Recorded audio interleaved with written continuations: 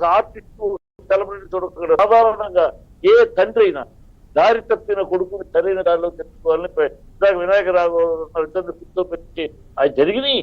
దాన్ని కూర్చోబెట్టి జరగడం జరగకపోవటం కాదు, కానీ ఒక వితండంగా ఒక పిల్లాడు ఒక వితండంగా ఇలా ఉంటా ఉంటే అది ఎప్పటికీ సాల్వ్ అవుతుంది.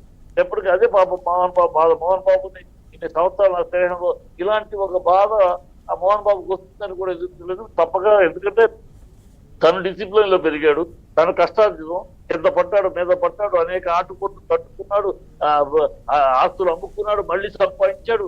అన్ని ఒక డిసిప్లైన్ గా ఎక్కడ ఒకళ్ళు దోచుకున్నట్టుగా కూడా డిసిప్లైన్ గా పద్ధతిగా తెచ్చుకున్నాడు. అలాగే బిడ్డల్ని పెంచాడు, అలాగే స్కూల్ నడుపుతున్నాడు, అలాగే కాలేజీ నడుపుతున్నాడు.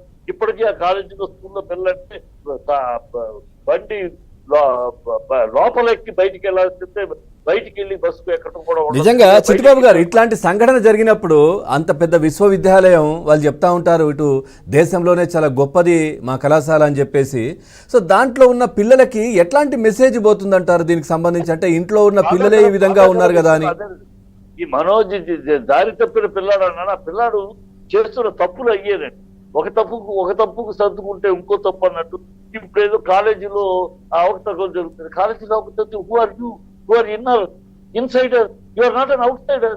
నువ్వు ఇన్సైడర్ కాలేజీలో తప్పు జరుగుతుంటే కమిటీ ఉంది. ఇట్లా యూనివర్సిటీ ఇట్లా ఒక యూనివర్సిటీ, ఒక రిజిస్ట్రార్, 36 సిస్టమ్స్ ఉంటాయి. ఎనీథింగ్ యూ ఫీల్ తప్పుగా జరుగుతుంది అనుకుంటే you put it in record and meeting లో పెట్టు. యువర్ ఇన్సైడర్ రోడ్డు మీదకి వచ్చి మాట్లాడుతుంది. కానీ మనోజ్ కి కళాశాలలో ఎట్లాంటి కళాశాలకు సంబంధించి చిట్టిబాబు గారు ఒక్క నిమిషం. మనోజ్ కి కళాశాలకు సంబంధించి ఎట్లాంటి ఇన్వాల్వ్మెంట్ దాంట్లో ఆ బోర్డ్స్ ఏమన్నా ఉంటే బోర్డు మెంబర్ కావచ్చు, లేదా ఏది కూడా ఆయనకు దానికి సంబంధం లేదు అనే చర్చ కూడా జరుగుతోంది కదా, అందుకే ఈ విధంగా ఆయన ప్రవర్తిస్తున్నారనే ప్రశ్న నిజమేనా? లేకుండా చేయాల్సిన తనే తెచ్చుకున్నాడు ఆయన.